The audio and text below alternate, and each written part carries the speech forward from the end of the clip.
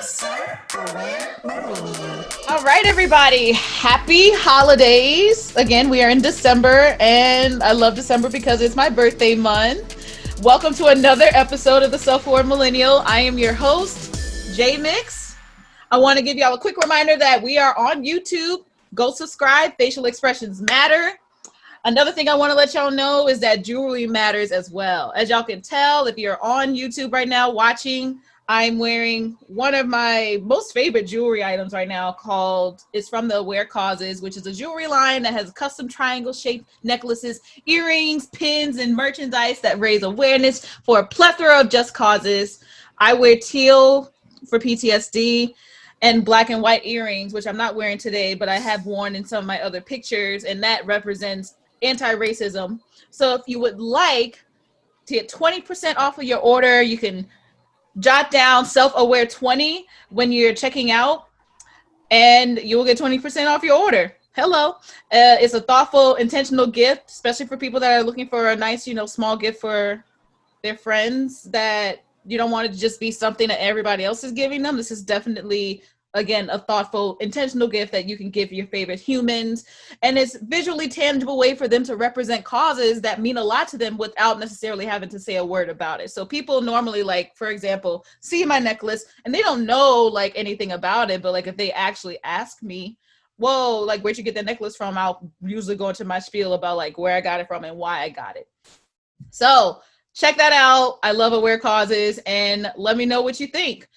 Now, next week, a last announcement before we go into what we're going to be talking about today. Next week, I'll be talking to educators and students on their challenges with education during COVID-19. So I'm currently gathering testimonials from the Self-Aware Millennial educators and students that have been listening to me for these last couple of months. I want to know what are some of the biggest adjustments and frustrations that have basically been going on this year across the country for you guys. So if you want to chime in before the premiere, email me at theselfawaremillennial@gmail.com. All right, y'all. So we have a wonderful, lovely guest here today. This is Mike, everybody. Mic Ventress. Did I say your last name correct? Yeah. Okay, How you good. doing? All right. So just so y'all know, Mike is, if you don't know who Mike is at this point, he's a lovely singer, songwriter, millennial like myself. I believe you've opened up for Juvenile. Is that what I heard? Yep. Mystical, Yep. Big Frida. Yeah. Okay. Yeah. Mike. That's Mike, y'all. And I feel like, especially, like I heard a little bit about you before, obviously now, but I think to be on the come up during a pandemic is a blessing. So I am just so happy and thankful that you're on this podcast talking to me. And from artist to artist, I support you in whatever you do. So just know that you always have a home here, and you're always welcome back. I appreciate that. Thank you for having me again.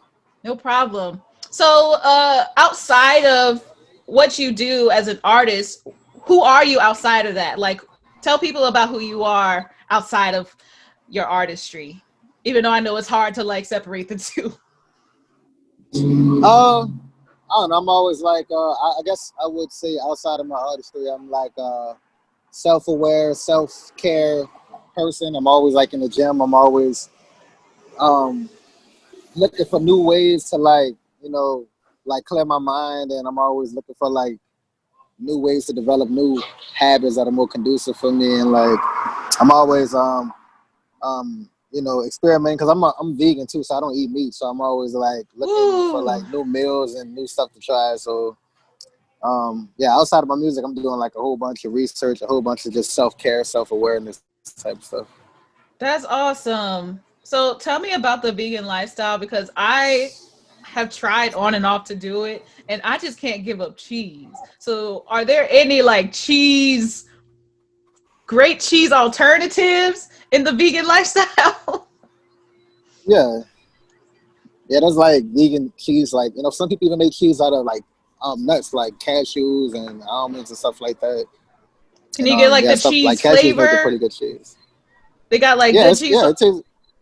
Yeah, to me, it tastes better. To me, I don't know. For Really? me, it's a lot better. Yeah, Okay. but yeah, that's like a bunch of alternatives. You know what I'm saying? Like, it's stuff I would have never known about if I hadn't put down meat.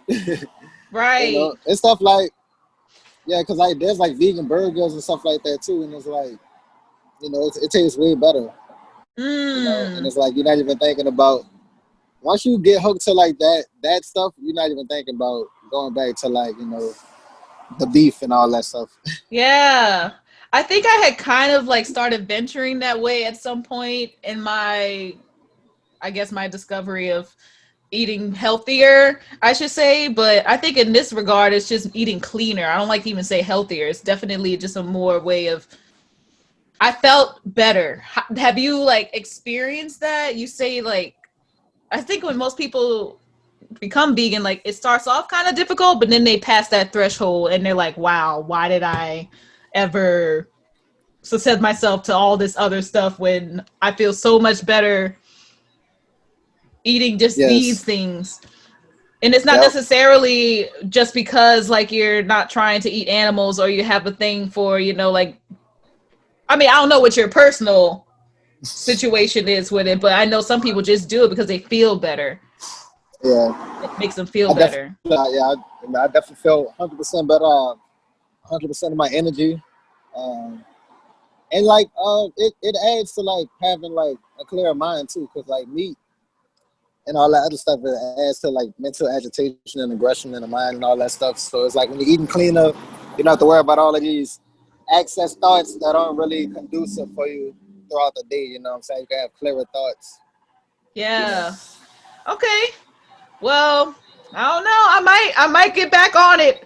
I only think the only thing I'm worried about is because I work out so much. It's like, okay, and I mean you work out a lot too, so like it hasn't Yeah. really hindered you. It's probably made things better for you, just your overall time in the gym. Like you feel like you get like the maximum amount of Yeah. energy and everything. Just you could tell that difference once you switch to vegan. Yeah. You can definitely feel it. Okay. All right. All right. Okay. I mean, all right.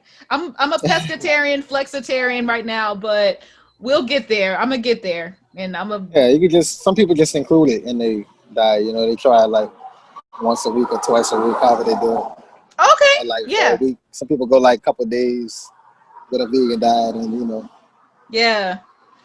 I mean, if you could be vegan in New Orleans, then shoot, there's no excuse elsewhere, y'all. I'm just saying. All right, they y'all. got a few spots. Yeah. Okay, everybody. So my next segment right now is a newer segment where we reflect on current events that make folks uncomfortably phased or unfazed. That's the name of the segment, phased or unfazed. So this week, I kind of wanted to just quickly talk about this actually happened like a week or two ago, but there was a recent they call it a swingers convention, naughty in New Orleans.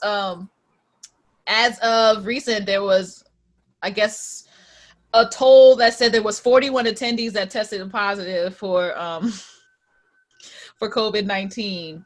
And I remember Wow. looking at it and I was like, I think even a lot of people like myself, I don't even know, like I'm polyamorous, I'm non-monogamous. That's my lifestyle. And I was like tempted to go, but I was like, not during a pandemic. And I don't know why they still decided to have it. And then I think even there was like some of the clubs around the city that were still like kind of partaking in it because the convention was here. Obviously, they're trying to make money, but I don't know. I want to just kind of discuss that a little bit because I wonder, especially in these times, like this happened, like I think this convention came in town less than a month ago. And I'm just wondering why they decided to go along with it, knowing, especially with, I mean, it's a swingers convention. So there's a lot of, touching, a lot of sex happening. So, and then for the fact that like 41 people tested positive, I'm just like, you just set yourself up for failure. But I want to hear your thoughts on it. Uh, I don't know, cause I that's like the second one I knew about. I knew about the first one like that was the first time I heard about a swingers convention in New Orleans like last year. Yeah. Um, I wouldn't personally go to one. Yeah. I don't know. I don't know. I don't know about the COVID-19 thing. I mean, I don't understand that. I don't know how they even went to the convention and didn't know they had COVID. I don't know. I don't know what's going on with the COVID thing. I think they had a different. Okay, so I know that there was something along the lines of like everyone wore certain colored wristbands, and if you had COVID or something, I need to probably go back and look at the article again. But from what I read, like some people wore a certain color wristband if they had COVID before or something. I don't know. It was, but that even made it worse. It's like, why would you go? That's So crazy. Yeah. So I mean, that should make everybody not want to go to no more conventions for the rest of the year. I don't even know why they have conventions coming into New Orleans right now. Like, of all places, I mean, New Orleans, first off, was the hot spot, the super spreader during Mardi Gras when COVID just started. So it's just like, why would you continue that anyway? So that happened. My personal thoughts are, I mean, sure, once COVID is over. The other thing about the reason why I wanted to talk about this a little bit was because not unfortunately, but I think that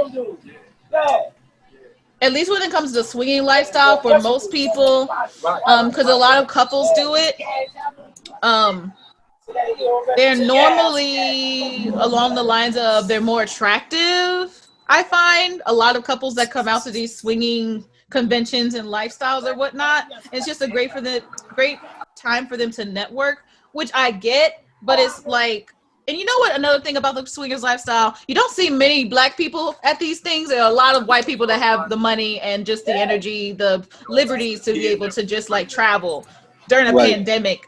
So that's the reason why I kind of wanted to talk about that a little bit. Um, and also, and we'll talk about this a little later in the poly community, some people have it easier than others to get or to have like other partners and whatnot. But again, we'll talk about that later. I want to also go into another segment that I have called ponytails. This is my favorite segment because I created it. And yeah, ponytails. So it's ponytail spelled with Tales. It's a segment where I ask my guests to tell a tale with a ponytail in their head. Okay. And then, well, if you don't have a ponytail, it's fine. We'll just imagine. I'll get my little ponytail holder actually to get ready. But basically, I give the name of the topic, and then we both share our ponytail. If you got a ponytail, y'all, by the way, and you want to chime in, you can email me at theselfwaremillennial@gmail.com, and I will gladly listen and possibly post your ponytail to my feed on Instagram. So the ponytail topic for today is a person that you once found attractive, but no longer believe to be so. And why don't you find them attractive anymore? So that is the ponytail. I'm going to get my ponytail ready, but I'll let you go first, Mike. Okay. We like to get real uncomfortable on this show, so I gotta hold my ponytail up. yeah, pretend you have a ponytail. Shoot, here. Okay. Yeah, that works. Somebody who I found attractive that I don't find attractive no more. Yeah, it could be a person that you know, like personally. It could be a celebrity, an imaginary friend. All right, I'm gonna just say this anonymous person. I ain't Okay. gonna say no names. Okay. But yeah, I started to. Well, I mean, I found the attraction in this person, because I felt like they were like on the spiritual tip, like me or whatever, and like they were like on this, spiritual enlightenment journey, and stuff like that, and then like, it was like real cool, but like I guess what turned me off from them was like the amount of times that they just had like negative energy, like self-doubt, like that self-doubt energy. Like most of the conversation was negative, you know what I'm saying, most of the time. And it's like, well, it's hard to think positive in a negative environment, or if you keep mentally putting yourself in a negative space, you know what I'm saying? So it's like, Yeah. that was like my only turn off with a person. And it kind of kind of pushed me away from the person really, and I just kind of just stopped talking to him altogether because you know it was totally Yeah. like counterproductive because I'm trying to stay positive, and this person like appeared to like they started off like they were on that level, and then like I guess like only so long you could be like fake until like the real you come out or whatever. Yeah. So do you feel like your attraction dwindled like instantly, or it just kind of it kind of it took a Yeah, it couple just of it took like days? a period of time, like it escalated. I kind of kept giving this person like different times to like what I'm saying, show something, show some kind of connection, what I'm saying, because like we Yeah. weren't compatible on multiple levels, so it's like we had to make a connect somewhere, and I really thought like the spirituality thing was like going to be the connect, and when it was like it just seemed like it wasn't real because like the negativity like was like a fact, like a big part of the conversation and like the thought Yeah. process and all that stuff. So it was like, Yeah. yeah, I'm just gonna get out of this situation. Sounds like that person needed someone that needed they probably needed somebody that could give them validation, but also I wonder if this person, I mean, I don't know this person, so I'm wondering if they even allowed time. Like when it came to y'all's conversations, did they kind of like prep you before they started like ranting about whatever or making that negativity? Yeah. So I see like that just going. they just kind of went without like your consent in a way. Like they didn't Yeah, just kind. consent Yeah. to. Gotcha. Uh well, I guess I'll talk my quick little ponytail. And as you were talking, I was trying to remember it, but I remembered it right after you said something. So in college, I mean, obviously it's college. I was having crushes on like everybody basically all the time. But there was this one person that I like had a weird attraction to that I think eventually like told him, but I just long story short, I remember this person had a party at their house situation, and I remember not being attracted to them at that point, but like they tried to kiss me. They were inebriated. I was a little inebriated, but like not as much. But I wasn't into them like that, so I was like, no. And I remember after that, I started liking them. Like I started like having an attraction towards them. But after that point, like, I had already shunned him off. So like he was probably like, okay, well, next. And so like I'm kind of like following him now. I'm like, well, I like you now. And he's like, like not that he didn't like me at that point, but like it was one of those things where like, okay, you're in a different headspace. You don't really want to be going for somebody that has already rejected you because they may reject you again. So, Right. um, but I also personally like I started liking them, and then after a little bit, I don't know, like that was just a time for me. Like that oxytocin was just like really present at that point, and after a while, like the attraction dwindled, and I don't even know like it didn't take too long either. I don't necessarily understand why it happened. You know how you like start liking people and you don't understand why, you don't ever tell them because you're still trying to figure it out for yourself. Right. So that was one of those situations. Anyway, that was my ponytail. If any of y'all have some of the same situations, please let me know because we can figure this out together. Now, the reason why I wanted to talk about all of these things that kind of connect to being pretty or attractive and everything is because of our main topic, which is pretty privilege. Now, in honor of one of your newest songs, Pretty Women, I wanted to talk about that. And shout out to Tree.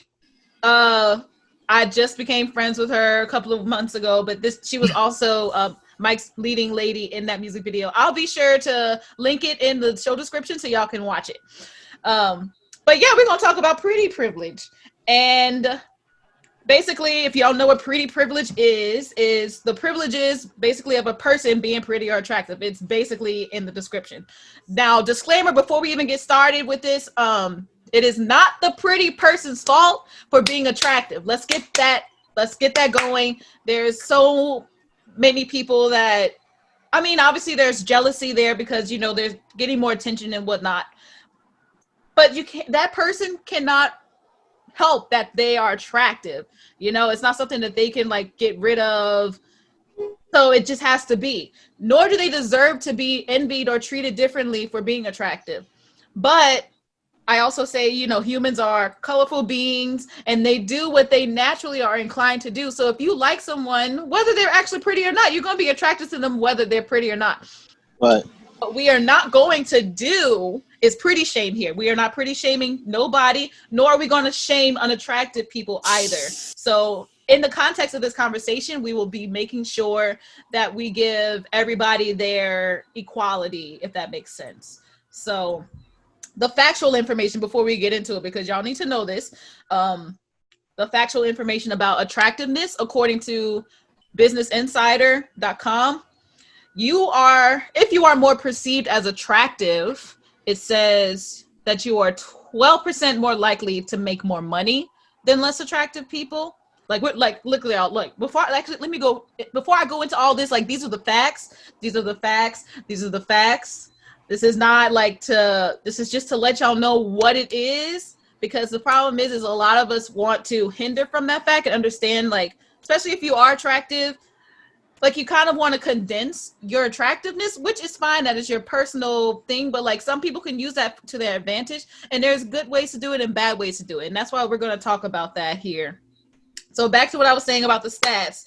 Business Insider says, one, you are 12% more likely to make more money than a less attractive person if you are attractive. Also, you bring in more money as a, like if you're a real estate broker, like you bring in more money for the company if you're more attractive. You're also more likely to get elected to public office.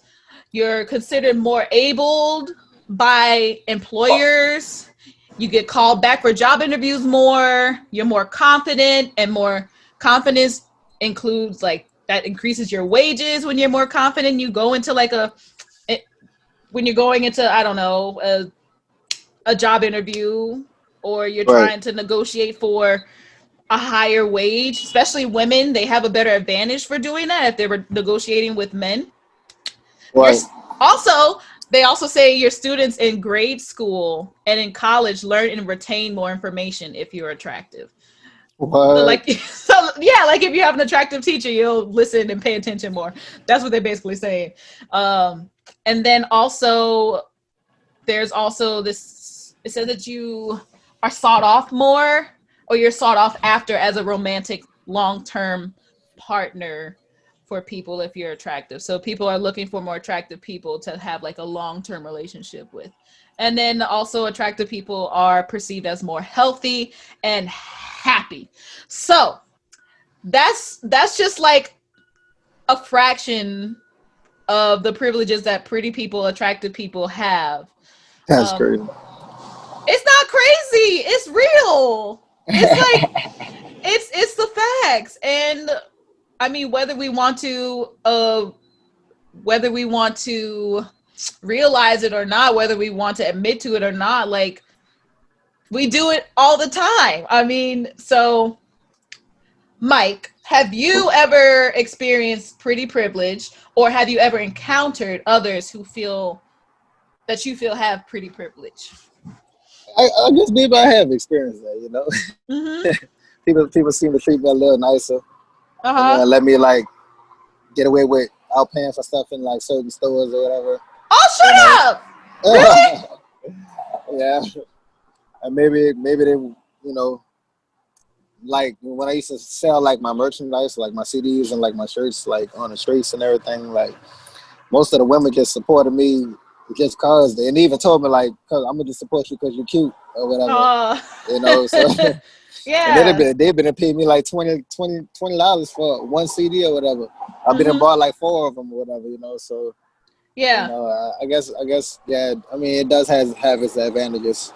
Yeah. Um, it has its disadvantages too because like if there's like a let's say if there's a bar owner that's not as attractive as you, or somebody that you work with, your boss is not as attractive as you, and you walking in there all attractive, smiling all day, he's gonna get miserable. He's miserable. He's gonna take that out on you. You know what I'm saying? Mm, But just solely out the fact that it's like, yeah, like you said, like some people could get envious of that or whatever. But yeah. I really think it's all about perception, and like people say, beauty is in the eyes of the beholder. Like somebody thinks that the person that we may consider to be unattractive, somebody considers them to be attractive or beautiful, or whatever. So it's like, I don't even believe that there's a unattractive person. I think ideally we just we're attracted to certain stuff. You know what I'm Yeah, saying? And we associate the stuff that we're attracted to with it being pretty, but I don't think that that's the reality. right. Well, I have a question for you. Have you always experienced what I consider pretty privilege, or do you find that there was a shift and you realize, oh shoot, okay, I'm cute. All right. Did you ever? When was that point? Did you have that point, or? I think I always realized like what was going on. I'm like, yeah, I'm kind of getting away with a lot of stuff, Mm-hmm. Okay. you know, just being younger and just using that to kind of, that's I mean that's what I'm doing when I'm doing like videos and stuff like that. With the music Oh and using like yeah, my attraction and all that to just you know allow me yeah, to get into certain people's playlists or whatever. yeah. So Yeah, I you feel know, that. No, I was curious only because like that's something else that they actually said in one of the articles I was reading. Especially people that have always had pretty privilege won't realize this, but um, there's definitely a shift. Some people kind of come into themselves like after, let's say, high school or something, and they start like they see that shift and they're like, wow, okay, this is what it feels like. But um I'd say like some of the first instances when I was a child, even though I don't find myself to be like nearly as attractive as a child, but I also had always had like really nice hair. And so like I would always get compliments about my hair and people would like be tugging at it and like wanting to play with it and like asking to like literally cut it off so they can wear it. But that was kind of some of the first it was some of the first instances where I started realizing that I had some layer of attraction for what somebody else wants that they don't have. And I would say actually family and friends at gatherings like would comment and they're the first ones to tell you about yourself. yeah, Like they're going to be the first ones that kind of lay out like how you're going to perceive yourself as you get older. So that's why it's so important for like family and friends and like everybody that see especially younger kids to not shame them for how they look, whether they're attractive or not, or what have you, whether they're more obese or skinny, or like it's very important not to plant those seeds in them because that's how they're right, going to see themselves for a long time, even if they are not after they grow up or whatnot. But even if they are, they shouldn't be shamed for it anyway. right. So um I know that some of the privileges I have had and received are like kind of something that happens to, and I can't say it happens to everybody, but I would say that like people open doors for me if I'm going into a place, and that's a really nice gesture. They'll like offer me a seat if I'm standing up, even if I'm not pregnant, or I mean, I've never been pregnant. What am I talking about? But you know what I mean, like stuff like that. But one thing I don't like, however, are cat calls. Cat calls were never my thing. I never got them. I never understood why those were like that was a gesture of attraction for people. And I think a lot of women also can attest to this. But yeah, no, cat calls are not my thing. What are your thoughts? What are your thoughts on cat calls? Do you cat call people? No, Okay.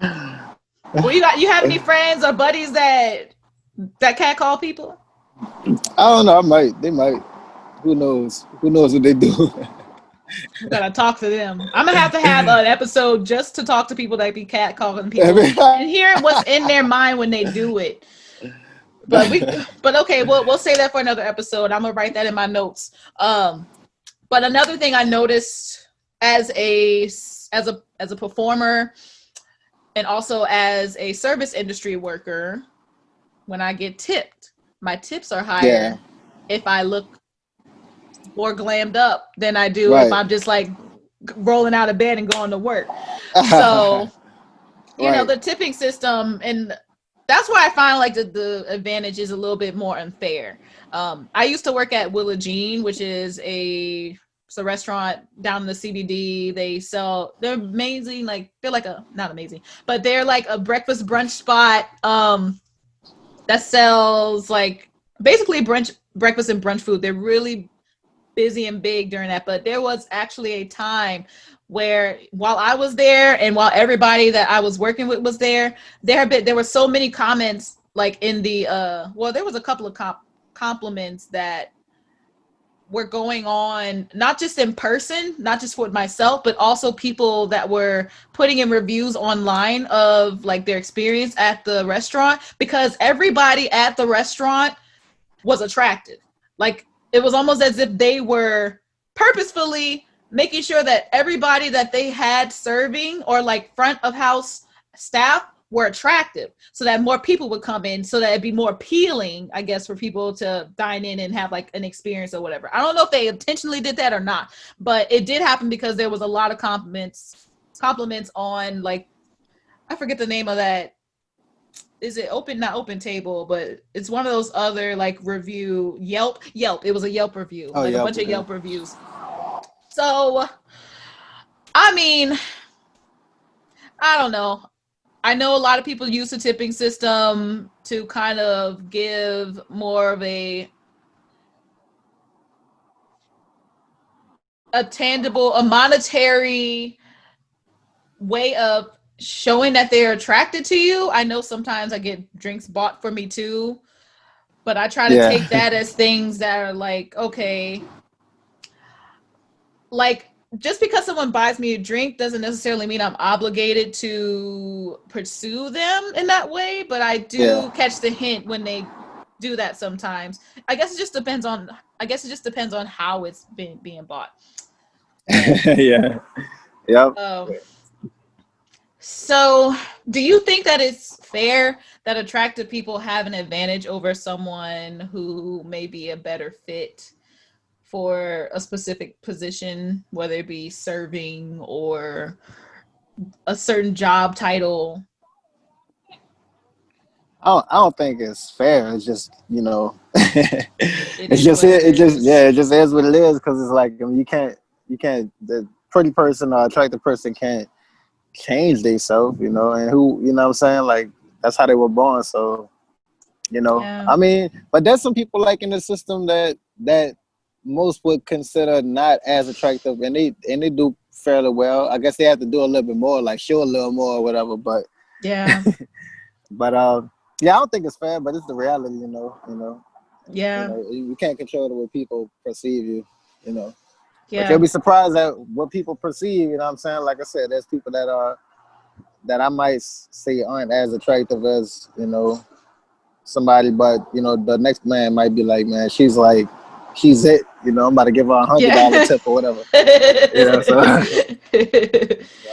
that's people out there like that. That's. Oh yeah, oh yeah, for sure. I mean, I don't know if you know, but I used to be a Victory Bell at the World War II Museum. It's Okay. I don't know if you know what they are, but they are like a 1940s trio. We dress in like 1940s attire. We sing all around the world for these active duty military and veterans, and we cater towards the World War II veterans. So we dress in their time period and just try to bring them back to that time that when they were like our age, when they were, younger and whatnot. Yeah. So, but then one of the requirements for being a Victory Bell is that you have to be attractive, basically, in order to be, a bell, because like that's how they sell, and that's how we got so many people to come to our shows that wanted to fly us everywhere. So like, it was a great experience, but like, it kind of gives you like another perception of privilege, pretty privilege. I mean, like we got tips not all the time, but we got a decent amount of tips, like, or at least I did when I was a bell, on top of us already getting paid by the museum. And these are just for people that like, wanted to give us money. Um, Sometimes they would say why, sometimes they wouldn't. Uh, but yeah, just kind of being perceived in that way and always like being glammed up around people and just seeing how their perceptions of you change when they know what you do, or Yeah. just like depending on how you present yourself. So let's now discuss, because I feel like we've kind of honed in. It's like, okay, yeah, we know we're pretty. So now let's talk about, because I know people are listening, they're like, oh Lord, they're just gonna talk about how cute they look. No, let's talk about now people that know that they're unattractive. Let's discuss how unattractive people and pretty people can come together and acknowledge their stake in society in a healthy manner. So what I want to say about that is that pretty people, first off, they can acknowledge that they're attractive and use it to their advantage to remind others that they're beautiful as well. So that's Well, what I've yeah. kind of been trying to do in the last couple of like weeks. And I'm going to definitely hone in on this a little bit more because I think it's important, because I feel like you can definitely show your light as bright as you want. You shouldn't be condensing yourself because you feel like other people are going to, they're going to feel bad, or they're like, I don't want people to see me. I don't want people to see you or anyone that's attractive and like feel bad about themselves. I know I can't Right. control that, but like I want to use my platform to let them know that they're beautiful as well. Yeah. And as we've been saying, I think we've kind of been hitting at this, like prettiness is a face value thing. It's not necessarily just how you look from the front, like from the face value. It's about what's inside, to have people like they're going to consider you attractive, but the thing is like if you don't have a pretty personality, at least for me, Exactly. I cannot look at a person and think that they're attractive anymore. If I know they Right. have a bad personality, yes, they're That attractive personality. for everybody, but like if they really know how they actually are, if they are mean, nasty people, I can't do it. Yep. See, So just like my yeah, ponytail, she was all negative and she was super attractive, but the negativity just pushed me away. So yeah. yeah, Mm. that's definitely facts right there. So, based on some of the above examples that I gave earlier about like pretty privilege and how it happens and how people benefit from it, how can attractive people combat those statistics that allow them to get further ahead than someone that's less attractive? So, what I'm basically asking is like how can attractive people use that? How can they utilize that to their advantage to help people that aren't necessarily nearly as attractive get their cookies too? I guess. Um, I mean, we could kind of do like what I did. Like, I took that Pretty Woman song and I turned it into a contest, and I had everybody sending videos and give me their definition of pretty, of what a pretty woman was. But what it did was it showcased like how many women were comfortable with themselves enough to do something like that, and all of these women, Oh, it was like all different shapes and sizes and colors and stuff like that, and they all just showed like them like just in the intimate moments, like reading or whatever, like just doing stuff and being like comfortable and being happy. You know what I'm saying? So, and then it was somebody like me that did it. That most of those women were considered attractive or whatever, showing women like that, highlighting women like that. They didn't have the makeup on, nothing like that. It was just like in their comfort zone, and yeah, um, and I highlighted that, and I allowed them to like express like what they thought pretty meant for them, and they got, not only did they express it like in the text, but they kind of showed it in the video and the content or whatever. So, you know, um, people like me, artists that are attractive, can encourage like their fans, any type of fan, all shape of sizes, like size. I'm sorry, to like just embrace themselves, or they could embrace them by kind of doing like a contest where it's not like a certain standard to qualify. You know what I'm saying? Like it can be like anybody, any size or whatever. yeah. You know, What would you say? Because I mean, so how long ago was this contest? And you said you had people that sent in text and videos. You said. what they sent them videos, and they even posted it on their page, and under the caption is where they express like what they thought a pretty woman meant for them or whatever. Mm, gotcha. That's I really think it was probably like a nice. month or two ago, maybe a month or two, something like that. Okay. No, that's such a great idea. I might. take that and use a little bit of it on my Yeah, podcast. do Just yeah, because it. I think it's just great as like a confidence booster. And I also think like especially during these pandemic quarantine times, like our brains are already all over the place and we're so oversaturated with beauty on Right. Instagram and Facebook and mostly Instagram. Mostly Instagram. So I think it's important that we kind of hone in back and like try to remember what we find attractive about ourselves. Because the thing is like if you find yourself attractive, whether you are actually physically attractive or not, people are rocking themselves whether or not they're rocking themselves in the way that they are now. Let's say that let's say somebody that's let's say a little they're heavy set or they're obese or let's say they don't have an eye or they can't hear or they don't have any Right. hair because they're sick, they have cancer. There are people Right. that are literally still confident, so confident that it makes them attractive. They are like living in their element. They are still pursuing and being these confident attractive beings that it just makes them overall a more attractive person, and you feel that like that energy just like at least for me it radiates and you can tell it's all about the confidence, y'all. It really is. And I wonder if there's a way for there to be more of a support system community wise for people that are trying to gain that confidence in themselves. I know we have like the television shows where like they raid people's closets and like change their wardrobe or do like little makeovers like they did in the Princess Diaries movie and stuff. But I wish there was, I wonder if there's other ways of like just kind of keeping ourselves accountable and like making sure that okay, I should also disclaim that it's okay not to feel pretty on a certain day. I know I don't most days. I glammed up today because I was like I gotta do it, and it's been a couple of days. I even got like the three colors going on my eyeshadow, which I I see never you. do. And I was like, you know what? And the thing is like you can have a bad day, but if I put a slab of makeup on, I'm gonna feel instantly better. But that's like what works for me. So yeah, unattractive people as well as pretty people have a responsibility to not let obsessive behaviors go unchecked. And I kind of want to talk about this a little bit.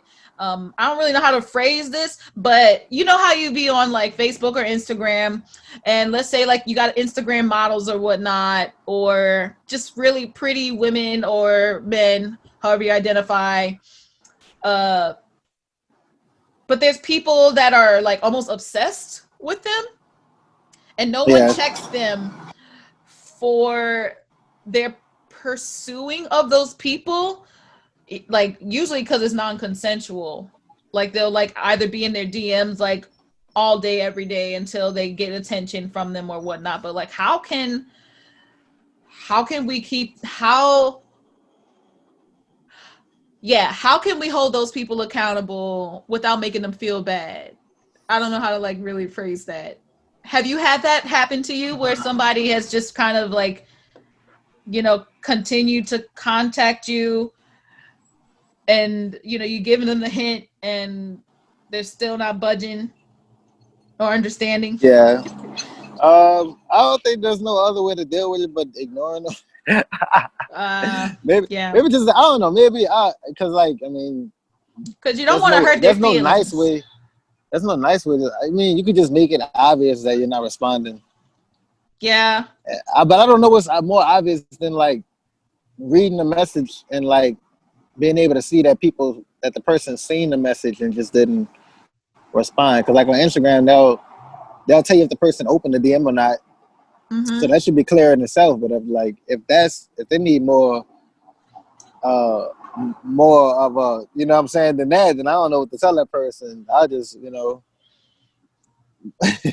I mean What? if the, Okay, because okay, I'm wondering because some people don't catch the hint because at least in my experience, not that I probably have been that person where I just kept instigating and they never said anything and I just like ooh, but I know for me personally, if someone just tells me outright, yo, I'm not attracted to you, but I would like to be friends with you, that's enough for me. I'm like, cool. But like ignoring Right. me is like I feel like I still have a chance because Ah, I haven't ah, said anything. So right. maybe in those regards, you know, I think us as people, our communication skills, especially with this internet and all of like just our ways of virtually contacting each other, they have it's made it less possible for us to even communicate the more uncomfortable things. Uh, and I think people in particular, millennials, I think are a little better at that. And I think like our generation Z's as well, they're good at it too, where they're a little bit more communicative when it comes to things like that. Um, Yeah. but I do think it is important that we learn to get uncomfortable and just tell people outright. It may hurt feelings, but the thing is like they're going to be thankful that you said something because it's gonna. I know for me, if somebody like rejects me, it makes it easier than to like wonder what if, knowing Hmm. that like I wasn't sure if they actually liked me or not. If they just say, "Yo, I don't like you," I would much rather that because that's in my head now, and I can come to terms with that, and I can do my own, you know, healing processes on that or whatnot. But like otherwise, there's always just going to be that floating, annoying situation where I'm thinking, maybe they Yeah. do still like me. Maybe I still have a chance. Yeah. I feel like. Yeah, I would probably just tell them something, but in most cases, I kind of just didn't say anything at all. I just kind of just ignored them. I figured Yeah. that if they seen that I just seen a message, that should be enough in itself. I mean, if they want to perpetuate it, I mean, they could. Maybe that's like a rush for them or something. Some people get a rush out of that anyway. Even if they Yeah. give a, even if some people, even if they get rejected, they still get a rush out of it. They're like, yeah, The go she still wants me. She go still home wants me, or he Roger. still. The go home Roger people. Yeah, yeah, them, yeah, yeah. You know what I'm saying? So people like that. Oh yeah, some people love rejection. You're right. I forgot about them people. We can't forget about them. Yeah, like a Oh, challenge. yeah. A lot of people do. Huh. All right. Well, let's get into my next segment. This is my advice column called J.Mix Explains It All, inspired by my actual Instagram handle, J.Mix Explains It All. But J.Mix Explains It All is inspired by the 90s Nickelodeon show Clarissa Explains It All, if you've ever heard of it, Think. with Melissa Joan Hart. But it's an advice column where we give feedback to listeners on topics that interest us. You can send in your advice by visiting the link in my IG bio if you would like to contribute. So this week this was actually a question I got a couple of weeks ago, but this was from one of my non-monogamous listeners. And if you want to chime in on this question, you can if you want, Mike. But if not, I'm gonna try to give them my cold hard truth on this. They basically ask, and this is actually a really good question because a lot of people deal with this. A lot of people go into the non-monogamous lifestyle and they deal with this peril. So they asked me, how do I come to terms with my partner dating someone more attractive than me? Um, and again, this is perception. Perception is key. They may actually be just as attractive as this person, but right now this person is feeling insecure in their stance that they feel like their partner, the other the partner is dating someone that is more attractive than them. Um, Um, so I'm gonna start. If you, well, actually, you know what? No. Do you have any advice for them? I want to know I if don't you know have. what. I would advise that person to change their perception. I Mm-hmm. don't. Because like the person might not be more attractive than them. They could just be new. And just by them being new, the person or their companion is probably just a little bit more, They have that new attentive to relationship them. energy. Yeah. Yeah, with them, just more attending to them a little bit more. But that doesn't mean that the other person isn't attractive. So I think that the perception should change within that person, that they will have a better, experience with that because they could be having, they could be ruining their experience just with that thought process. You know what I'm saying? Right. It's just not a healthy thought process. So. I mean, I would Right. even ask the person, are you still attracted to me if it's really like that, but I don't really think that that's necessary. I think that I would advise the person to maybe change their perception around, and then their reality will probably change for them. Yeah, that's true. I mean, even in my own experience, I've been with my boyfriend for almost 8 years now. And I mean, we've definitely both gone through situations or times where, like, we're not nearly as attracted as to each other as we have been, like, especially at the beginning stages. It's kind of a roller coaster, but we do find those moments to connect again. And, it all just flourishes back. But, what I would say to this listener is, first off, we cannot control who we're attracted to and who we perceive as more attractive or less attractive.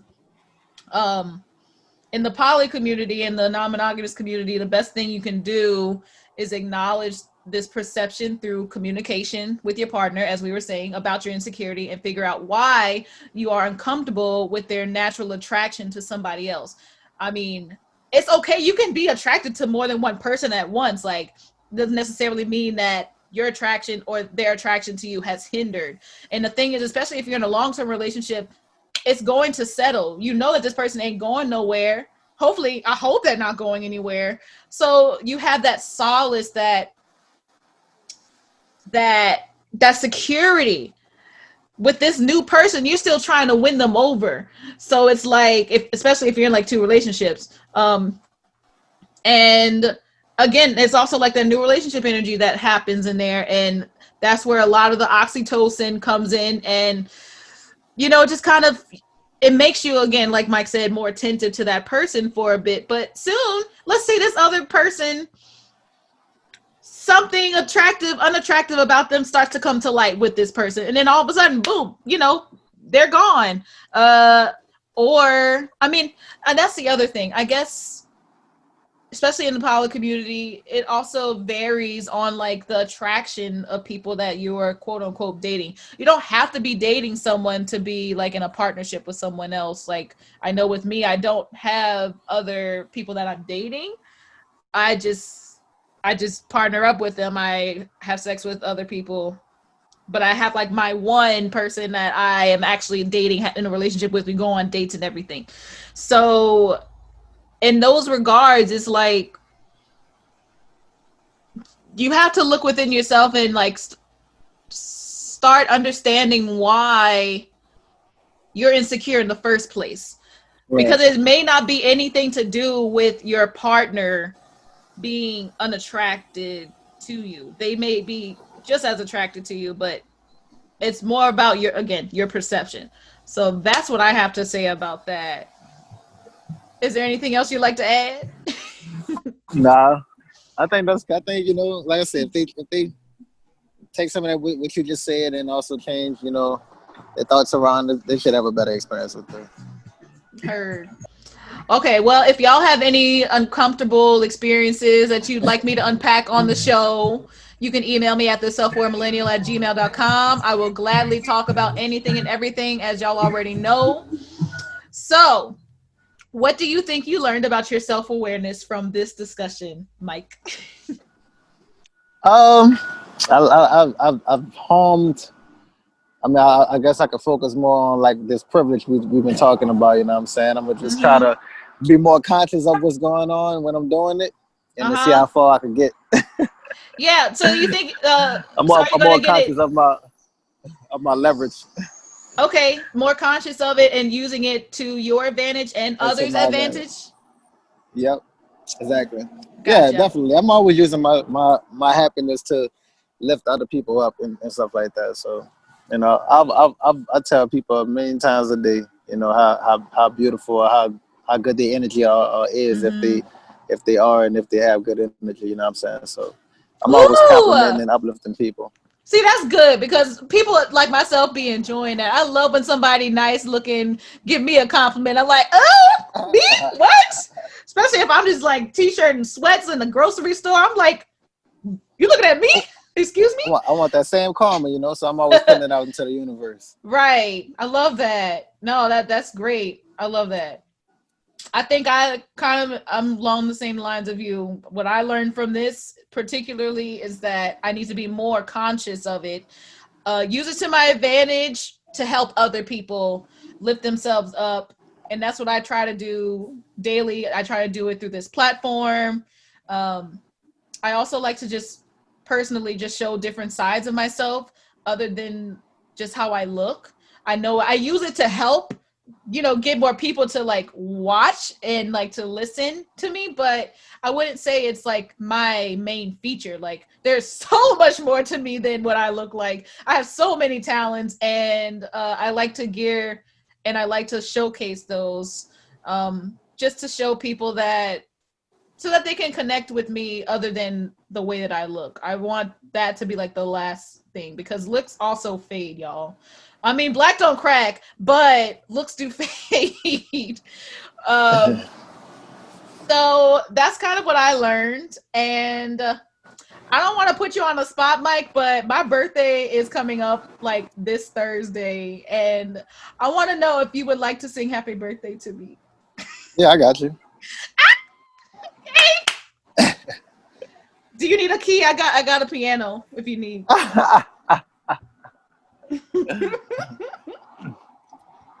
Let's see. Let's see.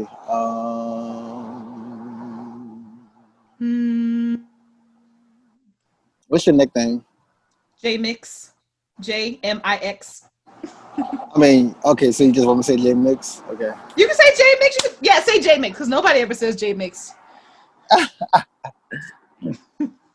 Happy birthday to you. Happy birthday to you. Yeah. Happy birthday, dear J.Mix. Happy birthday to you. Thank you, Mike. Thank you so much. That means a lot to me. I'm going to look back on that and be like, I'm so happy I asked you to do that. Thank you. Well, I'm the first person to tell you happy early birthday, huh? I mean, I got a couple of days, but by the time this comes out, it'll be closer. So, I mean, Yeah. yeah. Awesome. Well, give your social so that everybody can follow you. Obviously, after that wonderful happy birthday, yeah, they have to follow. Seriously, those runs were Um, so clean. Those are some clean runs. I'm on Instagram, Twitter, Apple Music, Spotify, Google Play, pretty much everything on the Mic Ventress. The social handle is at Mic Ventress, MIC like a microphone, Ventress. I definitely got a new album coming soon called I Am. I'm gonna be kicking off the new year with it. You know what I'm saying? I'm definitely gonna keep everybody updated and stuff like that. So definitely add me on any social media or any musical platform that y'all enjoy. You know what I'm saying? Mic Ventress. Awesome. Well, thank you so much, Mike. If y'all enjoyed this episode, share it with your friends. And if you're on Apple Podcasts, give the Self-Aware Millennial a nice review and some 5-star decor. Woo woo. Yeah. The Self-Aware Millennial also is y'all. I don't know if you know also, Mike, I'm a big revolutionary here in the city. I'm like all around the city fighting for our rights. I do a lot. But Oh the yeah, Self-Aware we Millennial. need to link up. That's what I'm about. Okay. All right. I'll talk to you. So just so y'all know, the Self-Aware Millennial is striving to function and grow as far away from the capitalist structure as possible. So if you want to support my efforts in achieving this, please consider supporting me on Patreon. You can support for as low as $3 a month, but $5 a month, you'll have access to bonus episodes and raw, unedited footage of me at my highest and me at my lowest, because transparency matters. And I'm not always on like this all the time.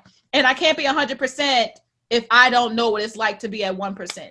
So follow me on Patreon, www.patreon.com/the-self-aware-millennial. Thank y'all so much for coming and listening to another episode of the Self-Aware Millennial. Thank you again, Mike, for being my lovely guest this week and talking about prettiness and everything. I hope y'all enjoy this special bonus clip from my Patreon. And I hope you have a great week. I will see y'all next week. Bye. Woo.